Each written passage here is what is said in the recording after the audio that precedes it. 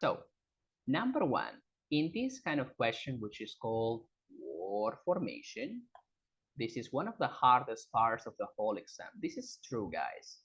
This is actually a very, it's not difficult, but it's very challenging because for these kind of questions, you need a lot of things. You need to have a good grammar level and you need to have a good vocabulary level.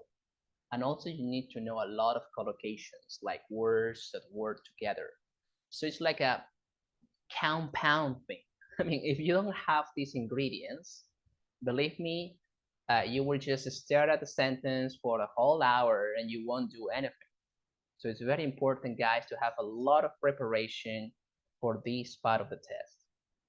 Anyway, so like I said before, it tests your grammar and vocabulary. Yeah, so even though this is a reading and use of English, it's not reading. It's both grammar and vocabulary. So, what's the deal with this question?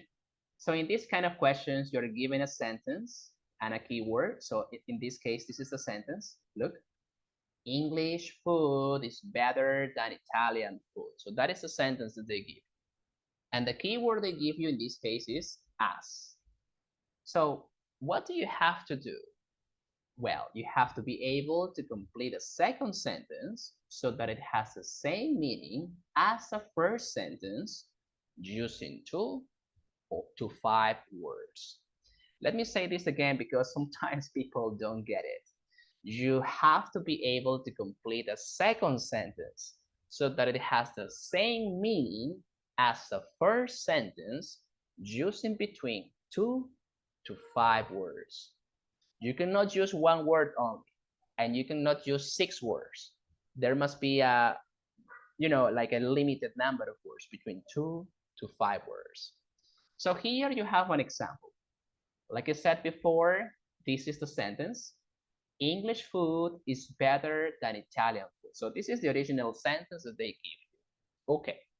Now the key word they give you is as. So what you have to do is to create another sentence that has the same idea, use the same idea as the original sentence above, including the word given. And remember, you need to use between 2 to 5 words. So here, for example, the second sentence starts this way. Italian food, then there is a gap, and then they finish in English food. Very interesting. This is very tricky, right? Because they start with the last word and they finish with the first word in the original sentence. So what is the answer? Well, the answer is below. Look at the answer. It says, the answer in this case is Italian food is not as good as English food. Italian food is not as good as English food. Now, let me ask you a question. Do these two sentences have the same meaning? Yes or no? Yes. Yes. Yes. Are they using the keyword given as? Yes. Are they using between 2 to 5 words? Of course. Yes. So, because of this is the correct answer. Italian food is not as good as English food. It's the same idea as English food is better than Italian food. You see? Now, of course, in this case, if you didn't know how to use the grammar as, you would have never come up with this solution, right? So that's the reason why it's very important, guys, to study the grammar, to study the vocabulary. Otherwise, you will find these kind of questions very tricky. Yes? Great. So is this clear, guys, for you? Any questions? Can you give me a thumbs up, please, in the chat box? If it is clear, give me a thumbs up, an emoji. Yes. So these are some common rules and some common mistakes in this kind of question. So the first rule or the first common mistake is that you must use the keyword they give you. You cannot change the keyword. If the keyword is follow, you cannot write follows or following. Let me give you an example. In the previous example, do you remember the keyword as? Okay, you cannot change as for another word. You cannot say as not, or I mean, you can use that, but it's as, right? I mean, you cannot change with as double s, or you cannot use a different word. No, it's just as, and you cannot change it. So that's the number, that's the priority. The second tip is you must use between 2 and 5 words. It might be possible to create a grammatically correct sentence by writing 13 words, but you will get no points for that. So guys, this is super important. You cannot use more than 5 words or less than 2. You need to use between 2 and 5 words. Now, some of you might say, yes, Lucio, but sometimes it's impossible to do it. No, I mean, it's impossible for you. But it's actually really possible if you think about it. If you find a way, there is always a way to express the same idea using different words.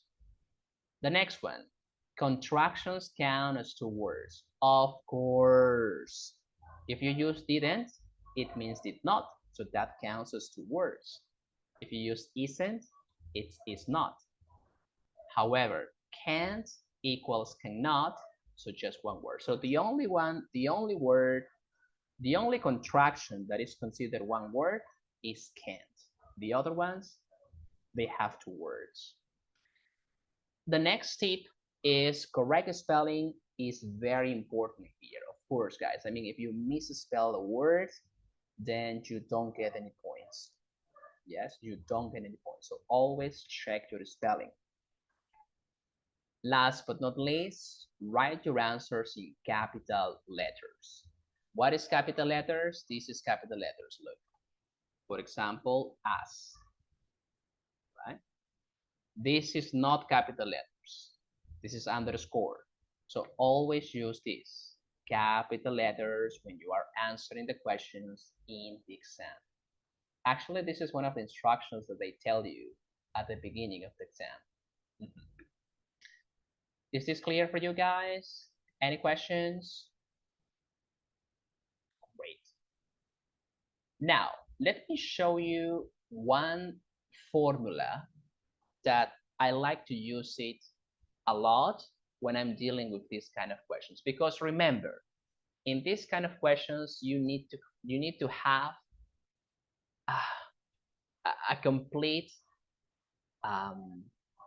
you need to have plenty of resources. Like your grammar level must be good, your vocabulary level must be good too, the lexical level must be good as well. So the idea is basically, if you don't know the answer for a question, just move on, guys. Move on to the next one. You don't need to waste your time. So it says, don't waste time here. So let me read this for you guys. It says, because this part of the test is so hard, and believe me, it's not easy. It's one of the most challenging activities from the test. You have to do it quickly. You have to do it fast. So that means some questions will be too hard for you. So you need to write your best guess and move to the next one. If there is an answer you know, take a few seconds to double check that what you have written makes sense or not. So this is the formula that I like to use. Pay attention to this. This is very useful. Look at this. So the first thing that you need to ask yourself is, after you read the first sentence, you ask yourself this question. Do I know the answer? I mean, the complete answer? If your answer for this question is yes, write the answer. Do it. Now, if you read the question or the sentence and then you ask yourself this question. Do I know the whole answer? And your answer for this question is no. Then you need to ask yourself another question. Do I know part of the answer?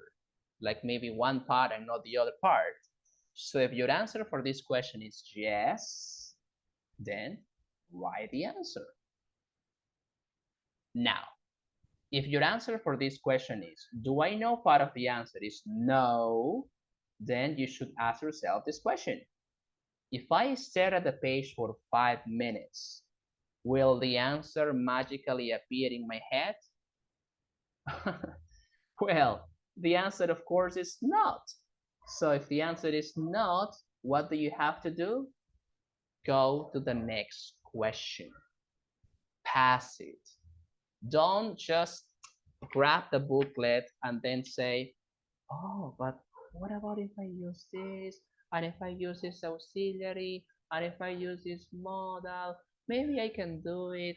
And then 5 minutes or 10 minutes are burned, and then you don't do anything.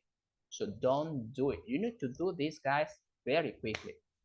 When I say quickly, I mean maximum 1 minute.